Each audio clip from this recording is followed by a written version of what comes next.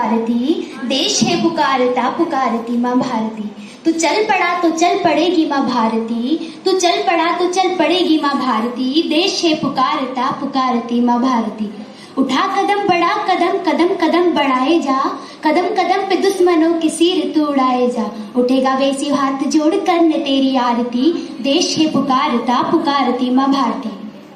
ये वो कर्मभूमि है जिसे आजाद कराने के लिए हमारे कई वीरों ने अपनी जान गंवाई है और आज भी इसकी रक्षा के लिए अपनी जान गंवा रहे हैं। फर्क पता है क्या है?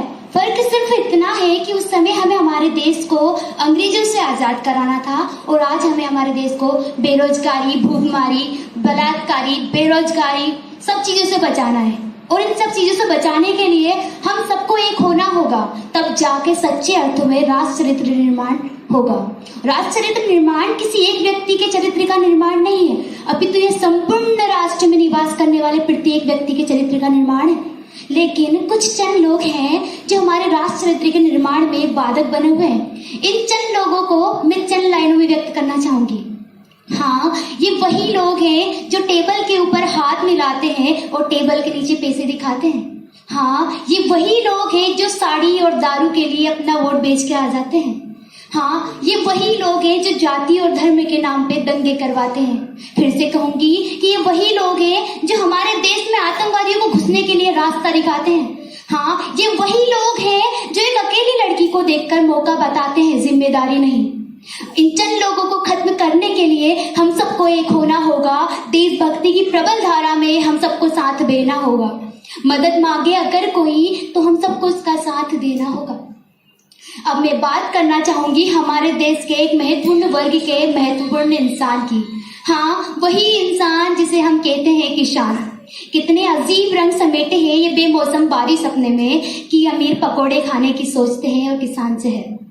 हाँ, वही किसान जो कड़कती धूप में जलता है और रात के ठंड में कपकपाता है। एक छोटे से बीज से फसल उगाता है सिर्फ इसलिए कि हाँ, पेट तो भर जाता है।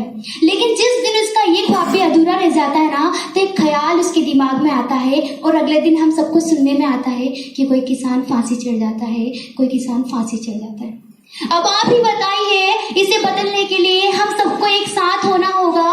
प्रत्येक वर्ग के प्रत्येक व्यक्ति को साथ में लाकर उनका भी विकास करना होगा।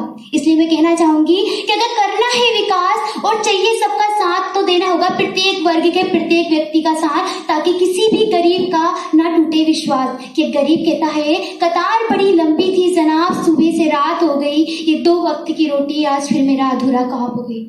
ना कह सके कोई गरीब ऐसा वक्त लाना होगा, हम सबको मिलकर सबका साथ, सबका विकास, सबके विश्वास के इस नारे को अमल में लाना होगा और नारी शक्ति को उस ऊंचाई पे पहुंचाना होगा कि जहां अगर वो अकेली भी दिखे ना, तो कोई ये ना कहे कि मौका है, बल्कि ये कहे कि हमारी जिम्मेदारी है और इस जिम्मेदारी को सुरक्षित घर तक पहुंचाना होगा। और जिस दिन ऐसा हो गया ना, उस दिन यकीन मानिए दोस्तों, हमारा देश राष्ट्र निर्माण, देशभक्ति की सबसे महत्वपूर्ण और सबसे कठिन सीढ़ी पार कर लेगा और मेरे मायने में यही सच्ची देशभक्ति है।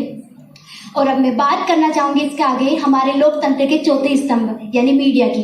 कहते हैं एक सच्चा मित्र वही होता है जो हमें हमारी खूबियों के साथ हमारी कमियां भी बताए, क्योंकि इसलिए वो हमें कमियां नहीं बताता कि हम उन्हें देखकर हताश हो जाए, बल्कि इसलिए बताता है कि हम उन कमियों को पूरा करके हम और भी अच्छे से विकास कर सके। इसी तरह मीडिया को भी हमारे देश के प्रति एक सच्चे मित्र का किरदार निभाना होगा, तब जाकर हमारा देश शक्तिशाली और समृद्ध होगा। लेकिन इस बात को साकार करने के लिए हम सभी युवा और देशवासियों को अपनी सकारात्मक ऊर्जा का संतुलित उपयोग करना होगा। अब मैं जाते जाते अपने शब्दों को विराम देते हुए यही कहना चाहूंगी कि जब गांव गांव गली गली ज्ञान दीप जल जाएगा, जब गांव गांव गली गली ज्ञान दीप जल जाएगा, लड़का लड़की और दहेज का हर बंधन कट जाएगा, राष्ट्र हित के पुलकित स्वर में जब शंखनाद हो जाएगा, सच कहती हूँ उस दिन मेरा देश सोने की चिड़िया कहलाएगा, सोने की चिड़िया कहलाएगा। जय हिंद, जय भारत, वंदे मातरम।